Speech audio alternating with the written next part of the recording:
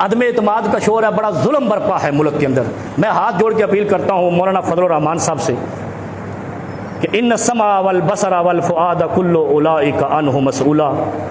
یہ یاد رکھو، یہ دنیا ختم ہو جانی ہے، اقتدار ختم ہو جانا ہے، یہ سب چکر ختم ہونے ہیں، وہاں پیش ہونا ہے حشر میں۔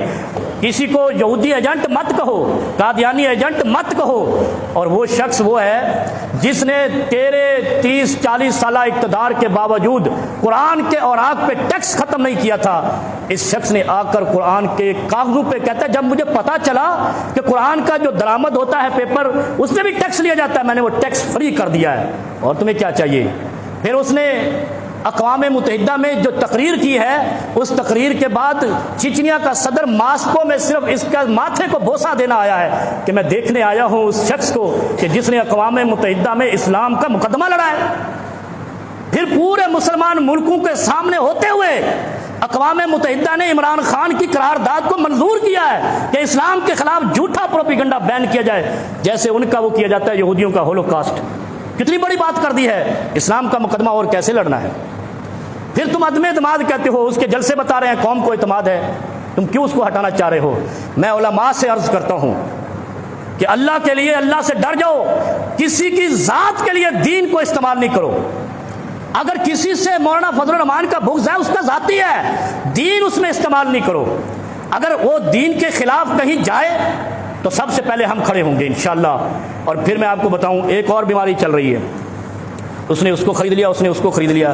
وہ ایک ممبر ہوتا تھا قومی اسمبلی کا، اس نے کہا یہ مقدس ایوان ہے، دھرنے والوں نے اس پہ حملہ کر دیا ہے، یہ مقدس ہے، اور تیری تقدیس وہاں پہ لٹ گئی۔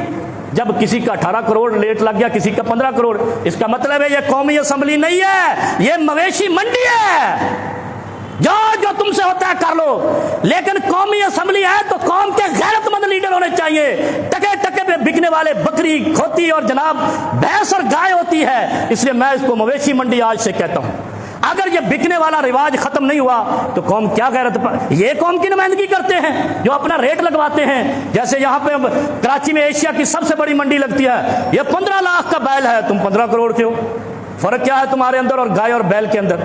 اس لیے میرے بھائی، اس ملک کے ساتھ کھلواڑ نہیں کرو۔ اس شخص نے اسلام کا بھی مقدمہ لڑا ہے، اور پھر مزے کی بات جو میں پہلے کر آیا ہوں، 30 سال میں ہمیں کچھ نہیں ملا اس ملک میں، ان فراڈیوں سے مزید 5 سال دے کے آپ نے کیا لینا ہے؟ جو 30 سال میں آپ کو ایک کارخانہ نہیں دے سکے، پانی بجلی گھر نہیں دے سکے، ہم آج بھی چائنا سے منگوا رہے ہیں، کھلونے بھی چائنا سے منگوا رہے ہیں۔ اس لیے اللہ سے ڈرو، اس ملک پہ رحم کرو، اس وطن، اس قوم اور مسلمانوں پہ رحم کرو۔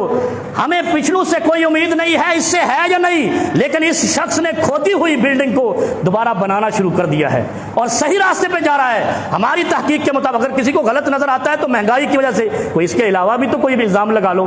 مہنگائی کہتے ہیں 70 سال میں جتنی مہنگائی تھی 3 سال میں اتنی ہو گئی، تو پاکستان تو آدھا مر جانا چاہیے تھا۔ پھر اگر اتنی زیادہ مہنگائی ہے، یہاں تو نہ خودکشی کر رہا کوئی، نہ بھوک سے مر رہا ہے، اس کا مطلب مہنگائی ایک ڈھنڈورا ہے۔ اصل میں وہ کہہ رہا ہے چوری پکڑی گئی، اور جب پکڑی جاتی ہے تو بہانے تراشتے ہیں۔ اب بہانے تراشے جا رہے ہیں کہ کسی طریقے سے اس کو اتارو، یہ ہمیں لے گیا۔ جیسے جیکب آباد میں گھوٹکی کے علاقے میں ڈاکوؤں نے پولیس کے خلاف مظاہرہ کیا تھا کہ ایس پی سخت آیا، ہمیں ڈکیتیاں نہیں کرنے دیتا۔ یہ چکر ہے۔ اور ایک مثال میں آپ کو سنا کے بات ختم کرتا ہوں، کیونکہ حق کا ساتھ جو قوم نہیں دیتی، خدا ان کا فَإِنَّ لَهُ مَعِيشَةً ضَنْكَا، جو قوم حق اور باطل کو نہیں پہچانتی، خدا ان کا رزق تنگ کر دیتا ہے۔ کسی کو نہیں سنائی آج تک بات۔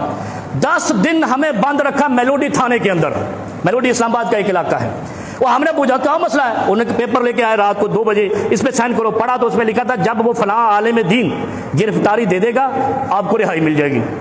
10 دن ہم بند رہے، بالآخر اس نے گرفتاری دی، ہم رہا ہو گئے۔